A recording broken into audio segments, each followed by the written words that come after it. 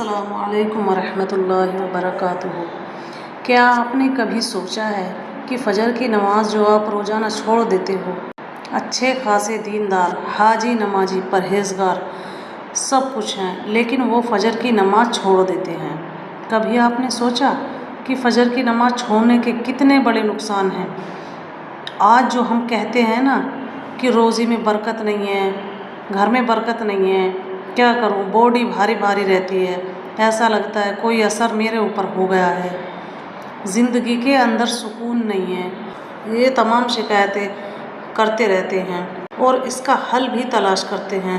دنیا بھر کے علاج، جادو ٹونا، تعویذ، گنڈے، جانے کیا کیا کرواتے ہیں، لیکن حل نہیں ملتا۔ پتہ ہے آپ کو کیوں نہیں ملتا؟ فجر کی نماز چھوڑنا اس کی سب سے بڑی وجہ ہے۔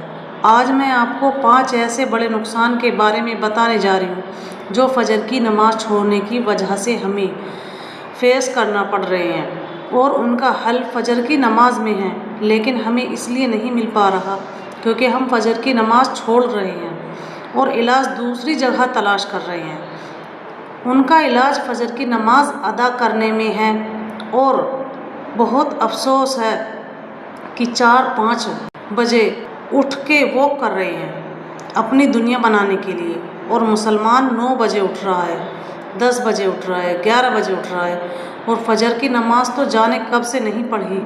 ہم اور آپ اپنے آپ سے پوچھیں کہ میں نے لاسٹ ٹائم فجر کی نماز کب پڑھی تھی؟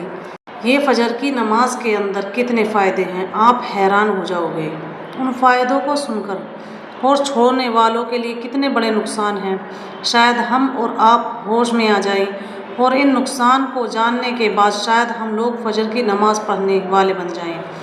ایک حدیث میں آتا ہے، اللہ کے نبی صلی اللہ علیہ وسلم کا ارشاد ہے کہ منافقین پر فجر کی نماز اور عشاء کی نماز بہت بھاری گزرتی ہے، کیونکہ یہ ٹائم آرام کا ہوتا ہے، اور منافق فجر کی نماز اور عشاء کی نماز چھوڑتا ہے، یہ 2 نمازیں اس کے اوپر بہت بھاری ہوتی ہیں۔ تو منافقت کی نشانی ہے فجر کی نماز کو چھوڑنا، کی نماز میں سستی کرنا۔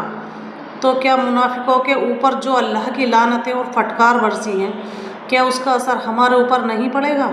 دوسرا بڑا نقصان، اللہ کی حفاظت میں محرومی۔ حدیث میں آتا ہے کہ جو شخص فجر کی نماز پڑھتا ہے تو وہ اللہ کی حفاظت میں چلا جاتا ہے۔ اب اس پر جادو کا اثر نہیں ہوگا، شیطان کا اثر نہیں ہوگا، کوئی بھی شیطانی چال اس پر نہیں چل سکتی۔ جب ہم فجر کی نماز چھوڑتے ہیں تو اللہ کی حفاظت سے نکل جاتے ہیں، اب ہمارے اوپر ہر چیز کا اثر ہو سکتا ہے۔ اب مجھے آپ یہ بتائیے، خود سوچئے کہ آپ نے جب فجر کی نماز پڑھی، آپ اللہ کی حفاظت میں چلے گئے۔ حدیث سے یہ بات ثابت ہے، جب آپ اللہ کی حفاظت میں چلے گئے تو آپ کے اوپر کوئی جادو، کالا جادو، نیلا، پیلا، لال، ہرا جادو کوئی اثر نہیں کر سکتا۔ اور جب آپ نے فجر کی نماز چھوڑی تو پھر اللہ کی حفاظت میں آپ نہیں آئے۔ اب ہر چیز کا اثر آپ کے اوپر ہوگا، شیطان کی بھی چالوں کا اثر آپ کے اوپر ہوگا، تو اللہ کی حفاظت میں محروم۔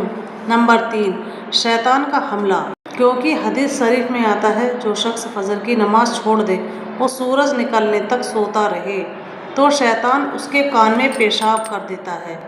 شیطان کے پیشاب کرنے کا مطلب کیا ہے؟ اب بدن بھاری ہے، باڈی بھاری ہے، سستی ہے، پورے دن کچھ کرنے کا دل نہیں کرتا، اور دنیا ہے، سب کچھ ہے، ساری چیزیں عیش و آرام کے دل پھر بھی بے چین ہے۔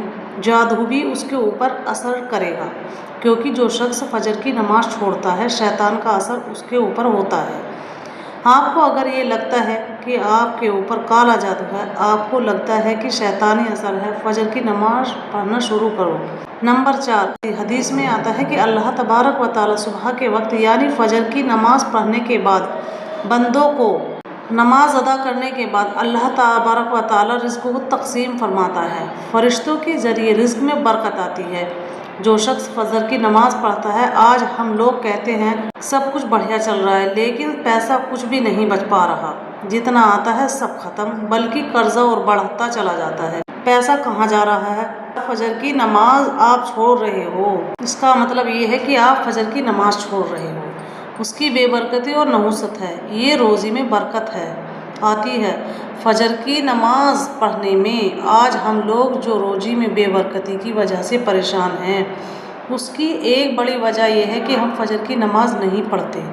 فجر کی نماز پڑھے روزی میں برکت آئے گی اور وقت میں بھی برکت آئے گی۔